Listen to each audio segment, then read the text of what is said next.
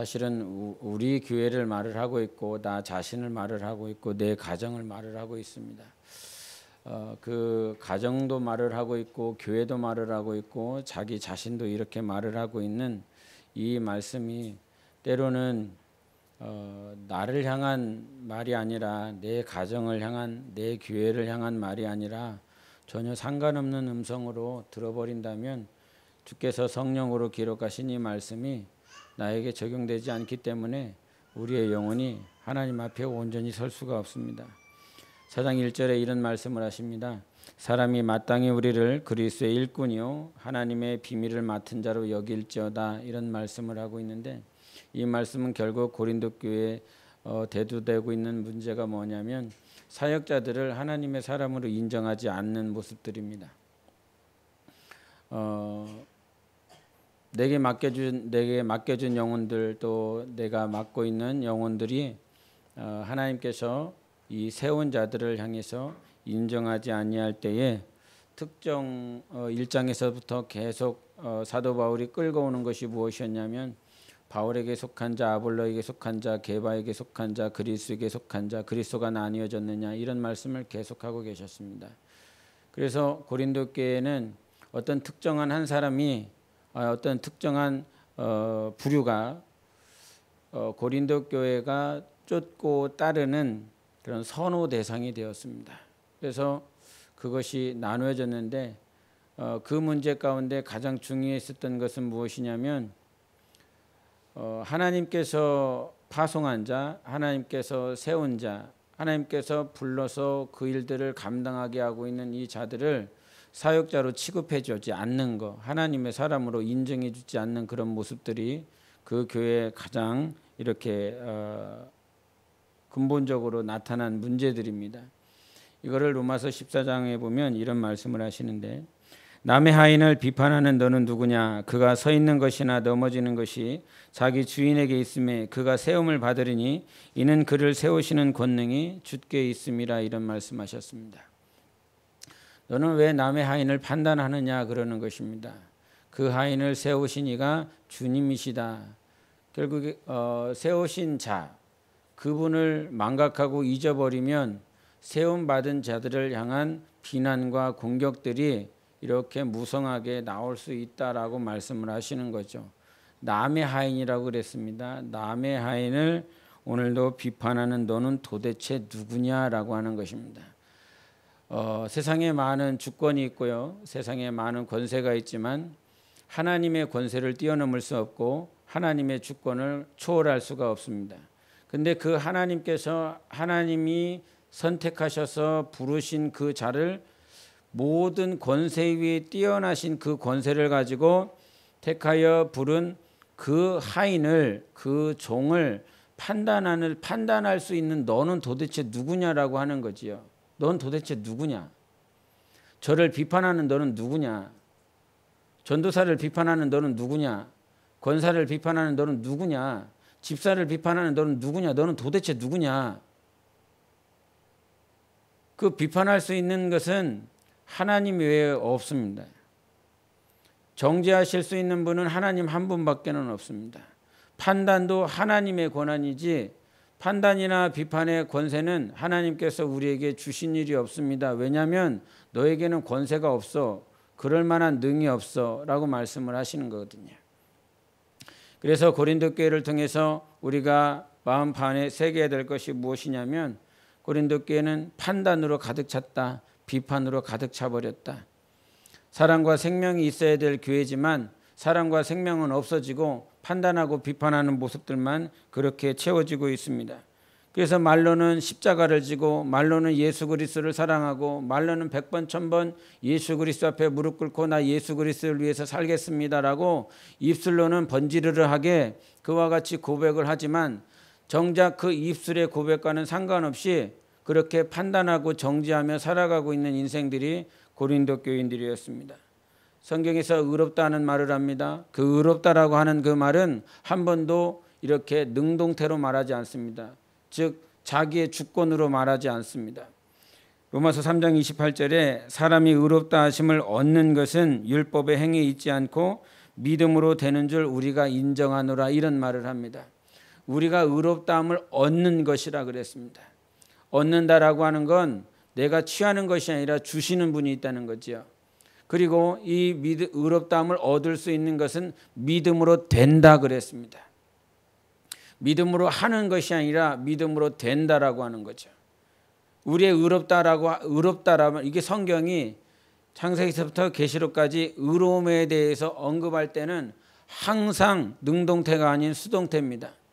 그래서 이 수동태가 내가 하는 것이 아니라 내가 되어지는 것입니다. 디도서 3장 7절에도 우리로 그의 은혜를 힘입어 의롭다 하심을 얻어 영생의 소망을 따라 상속자가 되게 하려 하심이라 그럽니다. 의롭다함을 얻는다라고 하는 것, 상속자가 되는 건 내가 힘써서 노력해서 되는 것이 아니라 내가 되어지는 거야. 내가 하는 것이 아니라 내가 상속자 할 거야, 이게 되는 것이, 그렇게 해서 되어지는 것이 아니라 의롭다함을 얻어야 되는 것이고 믿음으로 되어져야 되고 상속자가 되어지는 것이지 내가 하는 것이 아닙니다. 그래서 이 고린도 교회에서 찾아봐야 될 이 문제는 무엇이냐면, 너는 너의 열심으로, 너의 수고로, 노력으로 이와 같은 믿음을 가진 것도 아니고 의로움을 가진 것도 아니고 하나님께서 너에게 네가 잘나서 준 거 아니다. 하나님께서 너에게 예수 그리스도의 보혈 때문에 거저 준 것이다라고 하는 표현을 계속하고 있는 것입니다. 고린도전서 1장 18절, 23절, 24절을 기억하고 계십니까? 그리스도가 하나님의 능력이다 그랬습니다. 그 십자가에 매달리신 예수 그리스도가, 십자가가 이방인들에게, 헬라인들에게는 부끄러운 것이고 어리석은 것이지만 그리스도는 하나님의 능력이고 하나님의 지혜다라고 말씀해 주셨습니다. 이것이 떠나버렸고 이것을 망각해버렸기 때문에 자기의 의, 자기의 자랑, 이런 것들을 계속 부각하고 있다라고 하는 것이죠. 그래서 우리에게는 자랑할 것이 없습니다. 예수밖에는 없습니다. 내가 할 수 있는 것은 내가 되어진 것이지 내가 해서 이룬 것이 아니다라고 하는 거지요. 바벨론에서 바벨탑을 다 무너뜨리고 다 회파해 버리신 것은 자기의 힘과 능으로 세우려고 했었던 그 바벨탑, 자기의 열심으로 드러내려고 했었던 것들을 하나님은 완전히 무너뜨려 버렸습니다. 그러니까 오늘도 하나님 앞에 인정받을 수 있는 건 나의 열심 자랑하지 말고 예수 그리스도만 자랑하면 되는 것입니다. 예수 그리스도만 말을 하면 되는 것입니다. 그래서 바울의 고백이 항상 그랬어요. 내가 자랑할 것이 예수 그리스도의 십자가 외에 없다라고 그랬습니다. 결코 자랑할 것이 없으니 이는 내가 세상에서 못 박혔을 뿐만 아니라 세상이 나를 대하여 그와 같이 십자가에 못 박혔느니라라고 말씀했죠. 다 죽었다는 거예요. 다 죽고 나도 십자가에서 죽고 세상도 나에 대하여 죽었고 그 십자가에서 못 박히신 예수 그리스도만 자랑하는 것이, 자랑할 수밖에 없는 것이 바울이다라고 하는 거죠. 그리스도인이면, 주님의 몸된 교회면, 정말 주님께서 이끄시고 주님께서 간섭하시는 자면 예수 그리스도만 자랑해야 되는 것입니다. 주님만 말을 해야 되는 것입니다. 예수만. 그러나 그런 것들이 되어지지 않죠. 과거의 헌신 예배의 모습 보면서 이렇게 목사님께서 교회 진단 세미나나 이렇게 목회자들을 대상으로 말할 때 가르친 것들이 그거였습니다. 과거에 헌신 예배 드린다라고 그러면서 몇백만 원씩 이렇게 헌신을 합니다. 그리고 자기의 모든 시간들을 다 투자해서 아침부터 저녁까지, 새벽까지, 밤늦게까지 자기의 육체의 모든 시간들을 그렇게 투자하면서 하나님 앞에 헌신 예배 드릴 때 결과가 내가 정말 힘들었습니다. 내가 정말 어려웠습니다. 내가 감당할 수 없었던 것이었습니다. 그런데 내가 하나님 앞에 이렇게 드립니다라고 하는 고백. 그래서 이 말을, 그와 같이 간증하고 있는 자의 이 말을 이해를 하지 못하면, 아, 저 사람이 정말 힘들었는데, 저 사람이 어려웠는데, 할 수가 없었는데 저렇게 하나님 앞에 드리는구나. 그러면서 박수도 이렇게 치고 눈물도 뿌리고 감동이 돼서. 그런데 당신은 이런 말을 했습니다. 그거 하나님께서 안 받으셨다고. 당시에 많은 사람들이, 그 성도들이 자리에 앉아서 감동도 받고 은혜도 받고 하나님께 박수로 영광 돌렸는데 그거 하나님께서 안 받으셨다고. 왜냐하면 자기가 힘들었는데 자기가 그 힘듦을 이겼다는 거죠. 자기가 감당할 수 없었는데 감당할 수 있었다는 거죠. 자기가 시간을 못 드렸는데 그 시간을 드릴 수 있었다는 거죠. 주어가 하나님으로 시작해야 되는데 자기로 시작한다는 거예요. 내가 할 수 없었는데 내가 이렇게 드린다고. 내가 감당할 수 없었는데 내가 오늘 감당해서 하나님 앞에 드린다고. 그것은 헌신이 아니라 자기의 의, 자기의 열심을 드러내는 것이라고 그러면서 목사들에게 강력하게 주지시켜 줬습니다. 우리의 시작이 하나님으로 시작돼야 됩니다. 하나님으로 나 이거 하고 있습니다. 감당할 수가 없는데 하나님으로 하고 있습니다. 하나님께서 감당하게 하십니다. 하나님께서 은혜 주셨고 하나님께서 생명 주시고 하나님께서 하셨습니다. 이 말을 성도들에게 온전히 주지시키라고 하는 말을 참 많이 하셨습니다. 그러기에 고린도 교회를 통해서 우리가 유념해야 될 건 고린도 교회들 정말 그와 같이 자랑할 수 있는 것이 무엇인가, 자랑하고 오늘도 말을 하고 있는 것이 무엇인가. 그래서 그들의 삶들을 이렇게 되돌이켜 보면서 왜 그들은 그렇게밖에 될 수 없는가라고 하는 것을 나중에 고린도 후서에 사도 바울이 왜 이렇게 되었을까라고 하는 것들을 이렇게 감춰졌던 것들인데 이렇게 드러내는 부분들이 있습니다. 우리 고린도 후서를 보시겠습니다. 이거는 찾아보시겠습니다. 11장을 보시겠습니다. 고린도 후서 11장 우리 13절 보시겠습니다. 12절, 13절, 14절까지 보시겠습니다. 고린도서 11장 12절부터 14절까지 같이 읽겠습니다. 같이 읽습니다. 시작. 나는 내가 해온 그대로 앞으로도 하리니 기회를 찾는 자들이 그 자랑하는 일로 우리와 같이 인정받으려는 그 기회를 끊으려 함이라.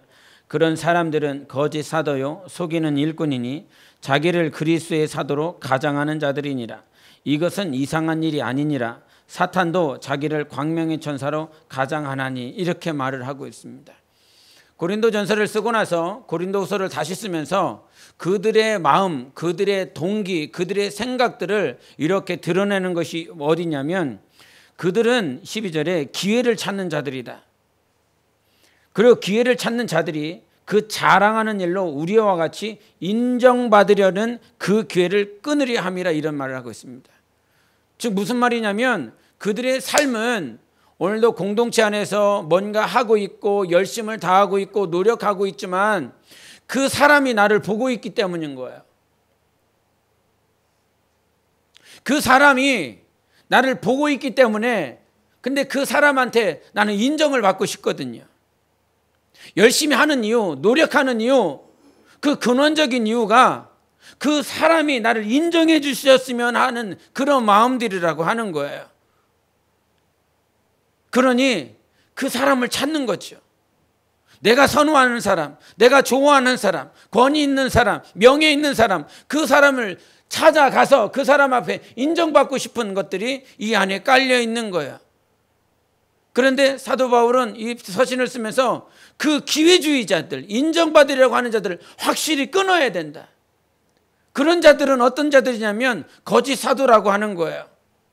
사도급이라고 그랬습니다. 사도. 그냥 거짓 평신도가 아니라 거짓 사도다.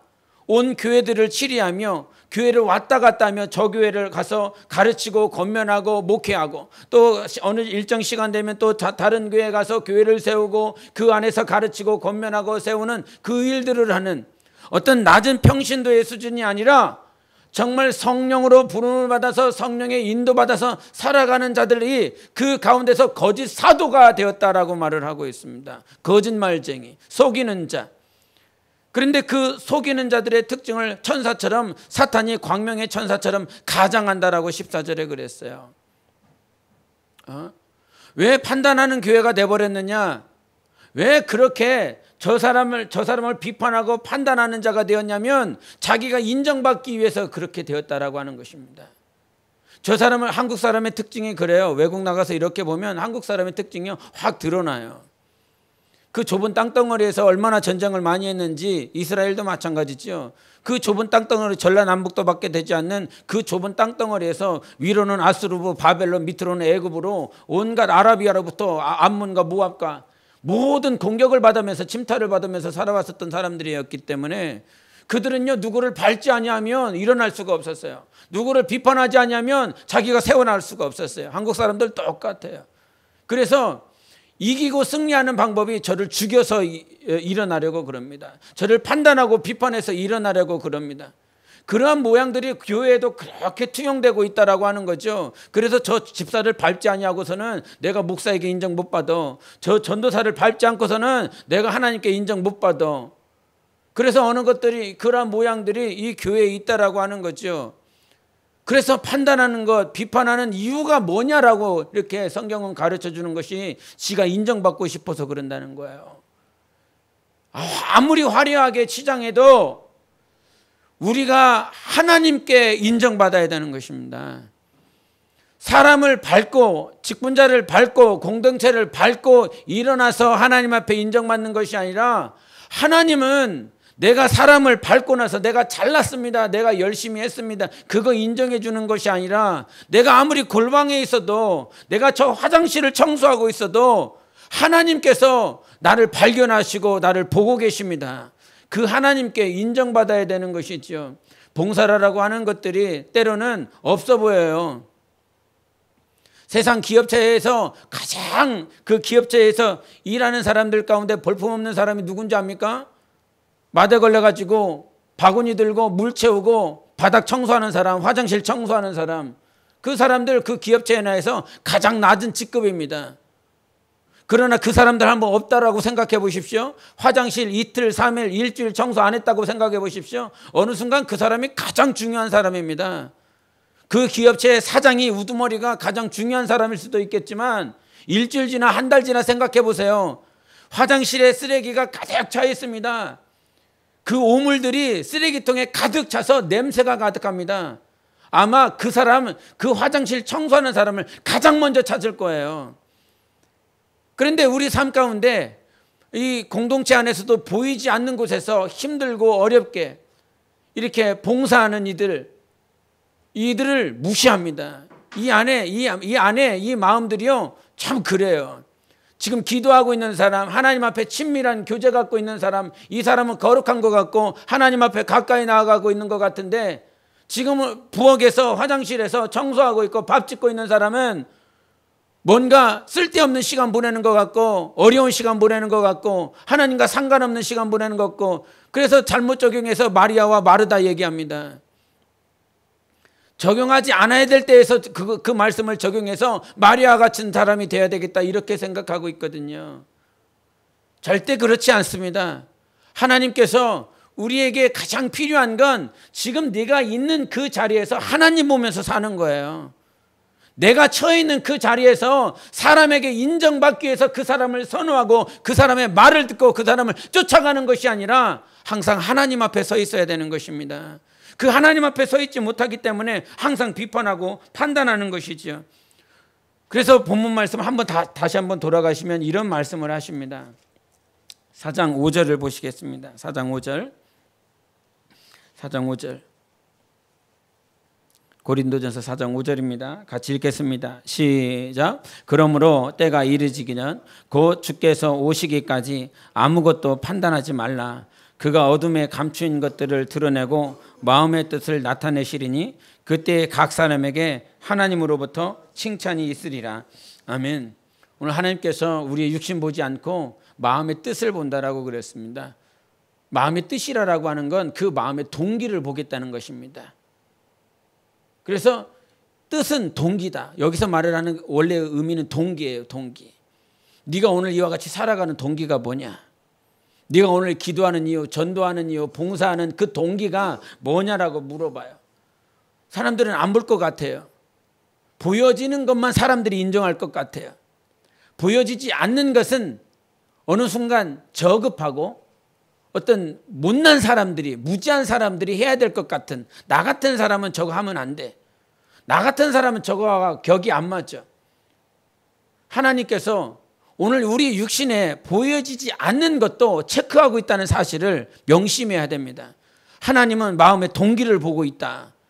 우리가 아브라함이 자기 사라를 자기 아내로 여겼습니다. 아내가 아닌 자기 누이로 여기지요.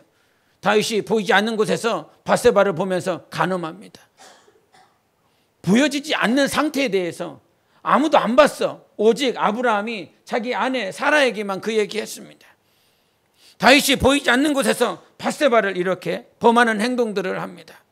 보이지 않는 모든 환경들 가운데서 이건 아무도 안 봤기 때문에, 아무도 보지 않았기 때문에 괜찮을 것이라 그렇게 생각을 한다 이 말이지. 그러나 하나님은 우리 육신이 판단하는 것, 육신이 보여지는 것 그 이전에 우리 마음의 심장 폐부까지 보시는 그 하나님이시라. 지금 뭐 때문에 이거 하고 있느냐. 한 몇 해 전인가 큰 교단 두 개가 합쳤었습니다. 그 두 개가 합쳐져서 잘 가겠지, 열심히 하겠지 그랬는데 들려지는 소식에, 그리고 교단에 속해 있는 목사님들 얘기를 들어보면 이 교단에 있었던 사람들은 이 교단에 있는 사람들, 저 교단에 있었던 사람들은 저 교단에 있는 사람들 서로 이렇게 인정해주고 다 갈라져서 완전히 이게 분파가 이루어졌다고. 그래서 사이즈는 커졌는데 그 사이즈 안에서 서로 다 나누어주고 욕하고 있다고. 그러다가 또 요 근래에는 그 두 교단이 다시 잘해보자 그러면서 이런 얘기들이 막 나오는 모습들을 이렇게 보게 됩니다. 그러면서 성경 말씀을 인용을 해요. 하나님의 말씀을 인용해요. 그러면서 하나님께서 이렇게 말씀하셨으니까 저렇게 말씀하셨으니까. 저는 그런 행위들, 그런 모습들을 보면서 왜 하나님의 말씀이 이용돼야 되나 이런 생각들을 참 많이 합니다. 하나님의 말씀에 이끌려가는 것이 아니라 그들의 유익과 그들의 정욕과 욕심을 이루기 위해서 하나님의 말씀이 인용되어지고 이용되어지는 그 모습을 보면서 참 분개할 때가 있습니다. 거짓 신앙인들, 거짓 사도와 같은 자들, 거짓으로 신앙생활하는 사람들의 모습들이요 다 그래요. 신앙이 있는 것 같으면서도 말씀을 이용을 해먹어요. 우리는 말씀이 나를 인도하도록 해야 되는데 내가 이 일을 해야 되니까, 내가 저 일들을 저 일들을 감당해야 되니까 이 말씀을 이용해서, 그래서 이 말씀이 있잖아, 이 말씀대로 왜 안 하느냐라고 그러면서 그 일들을 이루기 위하여 말씀을 적용하고 성도들과 또 교회들과 공동체들과 자기를 따르는 자들에게 그와 같이 말을 하고 있다라고 하는 거지요. 그게 다 거짓 아닙니까? 그거 가지고 판단하는 거 아닙니까? 성경에 이랬는데 왜 너희들 이렇게 살아가느냐라고 이렇게 말을 합니다. 그런데 정작 자기들의 본심을 이렇게 뒤집어 보면 그 일들을 위한 것이 아니라 자기의 욕심을 위해서 그 말씀을 이용하고 있다는 사실이에요. 그게 바리새인들이었지 않습니까? 회칠한 무덤 같은 존재들, 날마다 성도들을 가르치고 있지만, 이스라엘 백성들을 가르치고 있지만 자기의 온갖 욕심을 가지고 그 말씀을 인용하며 멸망으로 성도들을 인도하는 자들. 오늘도 대표기도 하시고 또 여러분이 함께 기도하셨지만, 그래서 참 이 자리가 무겁고 중요한 것 같습니다. 하나님의 마음으로 전하고 있느냐, 아니면 네 마음으로 전하고 있느냐. 또 받는 여러분도 마찬가지. 하나님의 말씀으로 받고 있느냐, 아니면 사람의 말로 받고 있느냐. 오늘도 내 안에 더러운 것들이 다 밀려나가야 하나님께서 그 말을 듣게 하시는 것이지요. 하나님께서 깨닫게 하시는 것이지요. 그래서 참 무겁고 어렵지만 오늘도 조아리고 무릎 꿇고 하나님 앞에 기도할 수밖에 없는 건 하나님의 것만 이렇게 진행되어지기를 원하는 거지요. 여러분 안에도 오직 하나님의 것만 있기를 바랍니다. 하나님께서 붙잡아 주시는, 베드로전서 1장에 이런 말씀하셨죠. 우리의 거듭남은 썩지 아니할 것으로 됐다. 그게 무엇이었습니까? 말씀으로 된 것이었습니다. 하나님의 말씀만이 우리를 거듭나게 하실 수 있습니다. 그 말씀만이 우리를 변화시키시고 그 말씀만이 우리를 이끌어가게 하시는 것이에요. 그래서 4장 6절에, 고린도전서 4장 6절에 본문에 나와 있지만 이런 말씀하십니다. 너희로 하여금 기록된 말씀 밖으로 넘어가지 말라 한 것을 이렇게 말합니다. 하나님께서 기록하신 그 말씀 밖으로 넘어가지 말아라.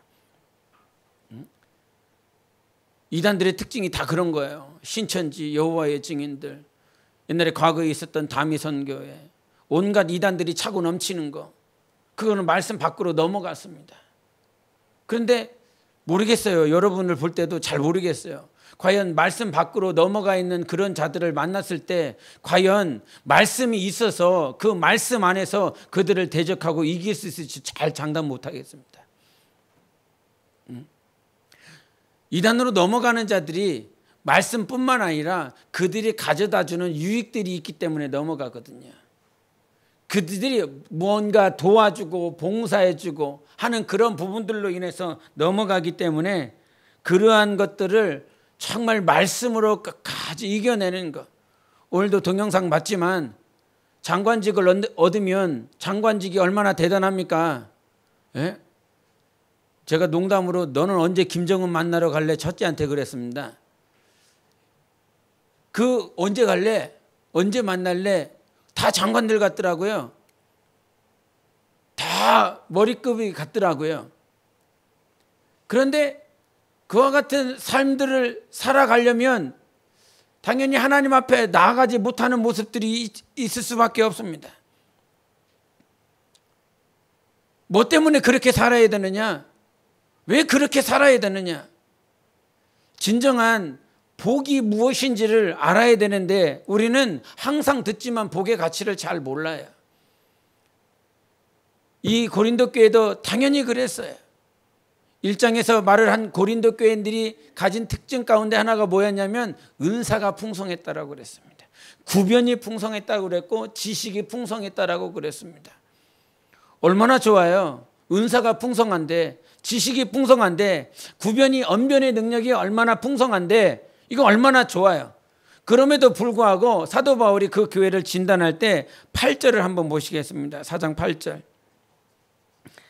4장 8절 고린도 교회의 영적인 상태를 보여주는 말씀입니다. 4장 8절을 읽겠습니다. 시작. 너희가 이미 배부르며 이미 풍성하며 우리 없이도 왕이 되었도다. 우리가 너희와 함께 왕노릇하기 위하여 참으로 너희가 왕이 되기를 원하노라. 아멘. 여기서 영적 상태 이미 배불렀다 그랬습니다.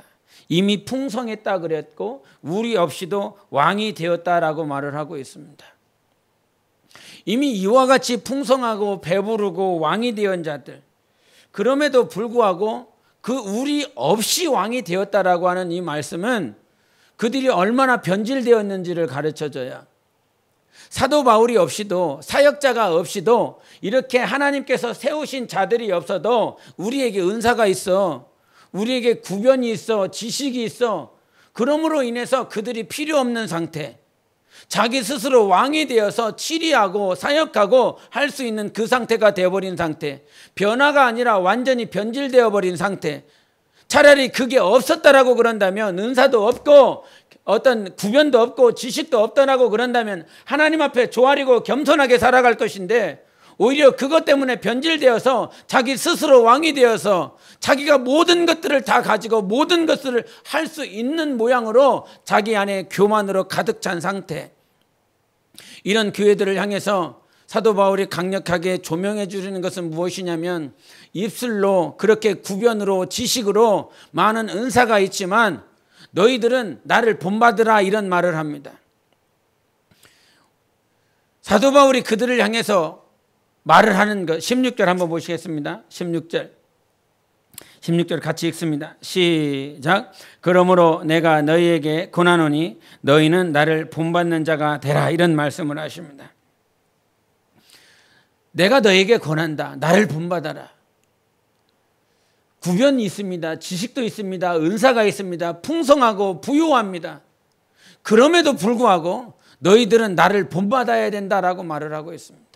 화초와 같은 신앙인들, 비닐하우스에서 온갖 따뜻한 그 자리에서 은사도 있고 구변도 있고 풍요함이 가득 차지만 그런 것들을 주님께서 인정하지 않습니다.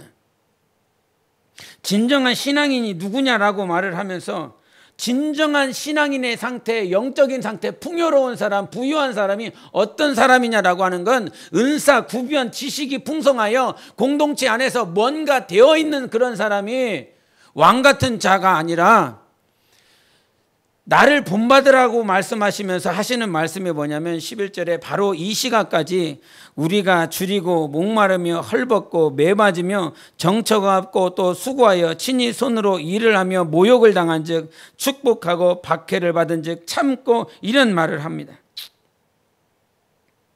나를 본받는 상태에 있어서 어떤 상태를 본받아야 되냐면, 은사, 구변, 지식이 있는 그 상태를 본받는 것이 아니라 영적인 충만함, 성령의 사람은 그냥 온실 안에서 하나님께서 보여주시는 것, 갖게 하시는 것 그냥 누리며 사는 상태가 아니라 오늘 그 이름 때문에, 예수 이름 때문에 헐벗고 매맞고 춥고 그런 그 어떤 어려움과 수치를 다 당하는 그 상태에서도 예수를 붙잡고 사는 상태가 영적으로 가장 충만한 상태라고 하는 거예요. 이 고린도전서, 고린도후서를 썼을 때가 예수님께서 승천하시고 난 다음에 AD 53년부터 58년까지의 시간입니다. 이 53년부터 58년까지 사도 바울이 뭐 했냐면 3차 선교를 해요. 1차 선교 끝났고 2차 선교 끝났어요. 이제 3차 선교 이제 중간쯤에 갔었을 때에 이 고린도 전서와 후서를 쓰게 됩니다. 그러니 1, 2차 선교를 다 하면서 이제 3차 선교 시작하면서 온갖 고난이라고 하는 고통을 다 겪은 분입니다. 그런데 그 고난과 고통을 겪고 있는 그 사도 바울을 향해서 너는 하나님의 일꾼도 아니고 사역자도 아니고 하나님이 세우신 자도 아니라고 하면서 온갖 비난을 하고 그 공동체 안에서 우리에게 은사 있고 구변이 있고 지식이 있고 우리가 얼마나 풍성한지 하나님께서 우리가 얼마나 함께 하시는지 그런데 너는 헐벗고 비난받고 그렇게 살아가고 있는 너는 하나님께서 세우신 자 아니다. 과연 누구를 욕해야 될지 모르는 상황. 지금 자기들이 비판하고 판단하고 있는 그 사역자는 오늘도 죽을 힘을 다해서 십자가를 메고 가고 있고요. 오늘도 눈물 뿌리면서 비난받으면서 헐벗으면서 목마르하면서 그렇게 살아가고 있어요. 그런데 자기는 은사가 있다 하고 풍요롭다 하여 부요롭다 하여 그렇게 가짠치 않은 모습으로 보고 있는 그 사역자를 향해서 비난하고 있는 것이 바로 고린도 교회예요. 과연 하나님이 어떻게 판단하실까요? 과연 하나님이 어떻게 칭찬하실까요? 그래서 오늘 우리가 살아내는 데 있어서 가장 중요한 건 은사도 중요하고 구변도 지식도 중요하지만 헐벗을 때에 비판받을 때에 참아야 될 때 십자가를 지고 갈 때에 과연 얼마만큼 십자가를 지고 갈 수 있는 그 능이 있는가? 그것이 진정한 교회인 거예요. 그것이 진정한 성도고 사도인 거예요. 은사, 구변, 지식을 구하는 자가 아니라 예수 십자가로 그 십자가를 매며 예수 그리스도만을 바라보고 있는 자. 예수님께서 십자가에서 온갖 비난 받으셨습니다. 온갖 고통을 받으셨습니다. 그럼에도 불구하고 그 자리에서 판단하고 비판하고 정죄하는 것이 아니라 오히려 하나님을 찾습니다. 오히려 아버지를 찾습니다. 그렇게 혼란하고 어수선한 그 과정 가운데서도 오히려 그는 비판을 받지 판단을 받지 판단하거나 정죄하지 않고 오직 하나님을 찾습니다. 아버지를 찾습니다. 그것이 가장 성령 충만한 상태입니다. 무엇이 충만한 상태, 뭐가 부요롭고 풍요로운 상태에서 하나님을 찾는 그 상태가 성령이 충만한 상태가 아니라 십자가에서 죽을 만큼 어렵고 헐벗고 매맞는 그 상태에서 하나님을 찾을 수 있는 그 상태가 가장 성령 충만한 상태예요. 그걸 누구를 통해서 보여줘요? 스데반을 통해서 보여주잖아요. 돌이 짓이겨지고 돌에 맞고 죽어가고 있는 그 상태에서도 보좌 우편에 계신 예수 그리스도를 바라보고 하나님께서 눈을 열어주시고 마음의 눈을 열어주셔서 하나님을 볼 수 있는 상태, 그 상태가 가장 성령 충만한 상태예요. 기도응답을 받는 상태가 충만한 상태가 아니라 돌에 짓이겨져도 그 상태에 예수 그리스도를 보는 신앙이니 성령 충만한 자인 것입니다. 할렐루야. 우리 안에 그와 같은 성령 충만한. 그래서 예수님께서 십자가에 못 박히실 때 당신이 하신 7마디가 있습니다. 그것들을 가상칠언이라고 그래요. 가짜라고 하는 것은 십자가를 말을 하고 상자는 그 위를 말을 합니다. 그래서 십자가 위에서 7마디를 했다라고 하는 그 마디를 가상칠언이라고 신학자들이 그냥 정의를 했는데 그 가상칠언 가운데 7마디를 이렇게 말씀을 해드리면 첫 번째, 아버지 저들을 사하여 주옵소서 자기들이 하는 것을 알지 못함이니이다. 두 번째, 내가 진실로 내게 이르노니 오늘 네가 나와 함께 낙원에 있으리라. 세 번째, 여자여 보소서 아들이니이다. 그리고 요한에게는 보라 내 어머니라 이렇게 말씀하시고, 네 번째는 엘리 엘리 라마 사박다니, 다섯 번째 내가 목마르다, 여섯 번째 다 이루었도다, 마지막으로 일곱 번째가 뭘 것 같습니까? 아버지 내 영혼을 아버지 손에 부탁하나이다. 이렇게 끝나면서 자기 영혼을 아버지께 바치며 숨을 거두십니다. 여러분 7마디를 이렇게 말씀을 드렸는데 그 7마디 가운데서 그 십자가에서 제가 보여지고 제가 들려지는 건 뭐냐? 그 순간에도 계속 하나님 아버지를 찾는다는 거예요. 아버지 저들을 사하여 주옵소서. 엘리 라바 사박다니. 이게 뭡니까? 나의 하나님 찾는 거예요. 하나님을 찾는 거예요. 마지막에도 아버지 내 영혼을 아버지 손에 부탁하나이다. 계속 아버지를 찾고 있거든요. 십자가에서 그 고통과 가장 아픔 가운데서도 하나님을 찾는 것, 아버지를 찾는 것, 그것이 진정한 신앙인입니다. 광야에서 반석에 물이 아직 안 나올 때에도 우리 하나님을 찾는 것, 목마른 그 상태, 쓴 물로 인하여 고통스러울 때도 하나님을 찾는 것, 내 앞에 어떠한 길로 나아가지 못하는 그런 상황에 막혀 있을 때에도 하나님을 찾는 것, 그것이 진정한 그리스도인입니다. 교회가 교회다워지려면 가장 아플 때, 가장 힘들고 가장 어려울 때 하나님을 찾는 자들이 있어야 됩니다. 교회가 교회다워지려면 정말 예수 그리스도를 쫓는 성도가 되어야 된다고 한다면 광야에서 하나님을 볼 수 있는 눈이 떠져야 되고 광야에서 하나님을 찾을 수 있어야 됩니다. 그러면서 사도 바울이 고린도 교회를 향해서 권면하는 것이 무엇이냐면 스승이 되려 하지 말고 아버지가 되라, 이런 말을 합니다. 세상에 스승은 많지만 아버지가 너무 없다. 과거에 스승 목사님을 기억할 때에 참 어려웠어요. 당신이 한 40대 이렇게 되셔서 목회를 하실 때 참 대하기가 힘들었어요. 어려웠어요. 그냥 깐깐하셨어요. 1+1은 뭐가 돼야 됩니까? 2가 돼야 돼요. 2가 안 나와 있으면, 2라고 하는 결과가 안 나와 있으면 많이 이렇게 다그치셨던 모습들이 있어요. 근데 제가 개척하고 한 10년 지나, 한 7, 8년, 10년 지나 이렇게 다시 교회에 잠깐 와 있었을 때 모습이 굉장히 달랐어요. 제가 개척 나가기 전엔 1+1은 2야 돼. 그런 모습이었다면 그렇게 시간이 지나고 왔었을 땐 뭔가 굉장히 달랐어요.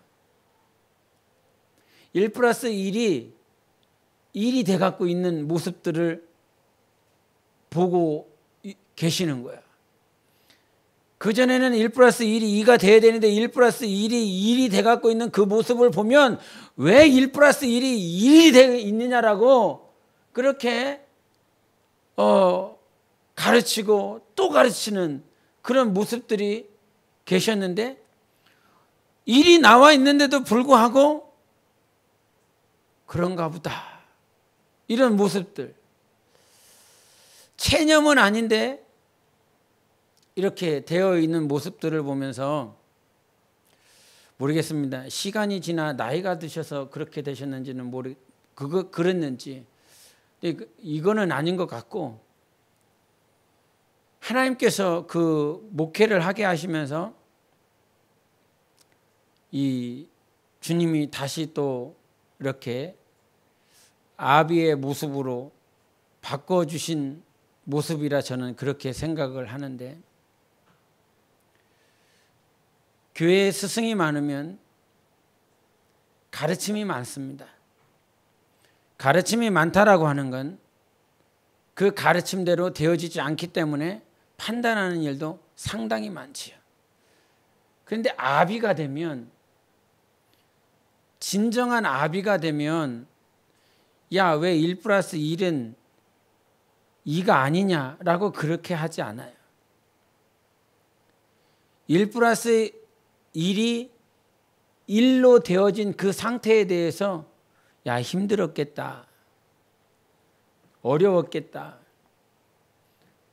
마음에 참 어려움을 가지고 있었겠다. 그러면서 도리어 1+1이 2를 만들어낸 그 영혼의 상태를 포용하고 품는 모습이 압이지요.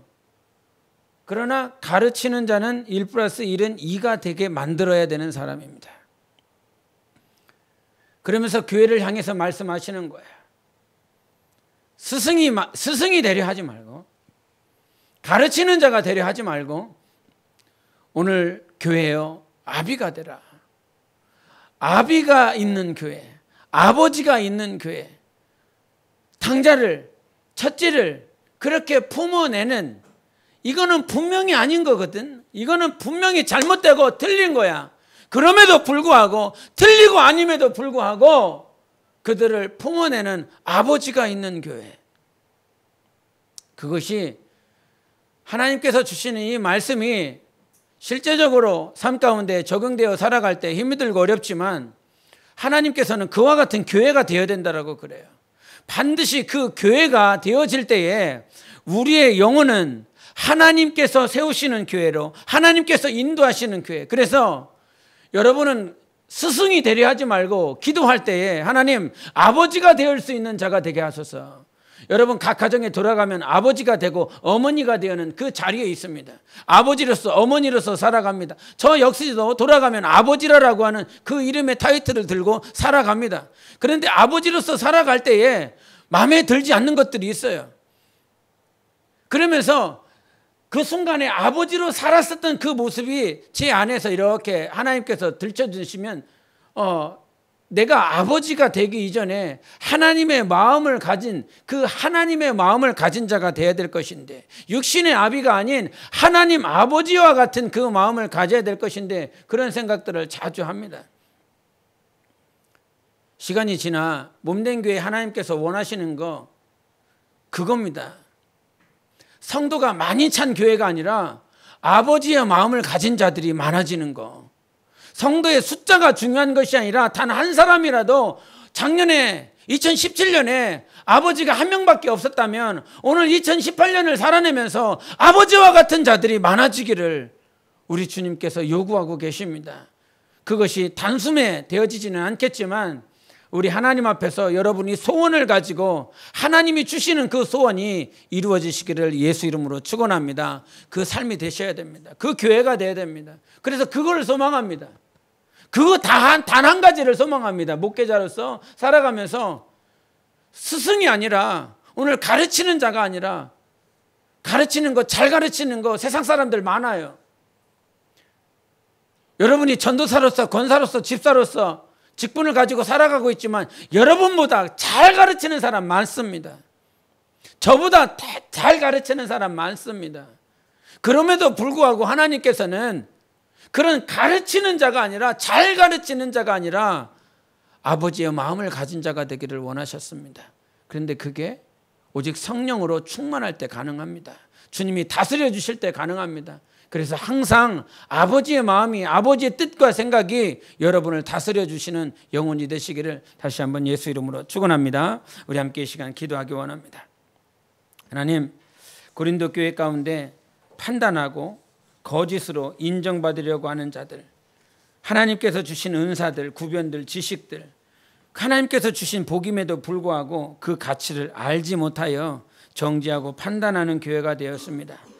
오늘 우리 가운데 오직 하나님께서 십자가에서도 예수 그리스도 우리 주님을 앙망하고 바라볼 수 있는 신앙인이 되게 하시고, 스승이 되려 하지 말고, 가르치는 자가 되려 하지 말고, 아버지, 모든 것들을 포용하고 품는 참 하나님 아버지의 마음을 가지는 교회가 되게 하여 주시옵소서.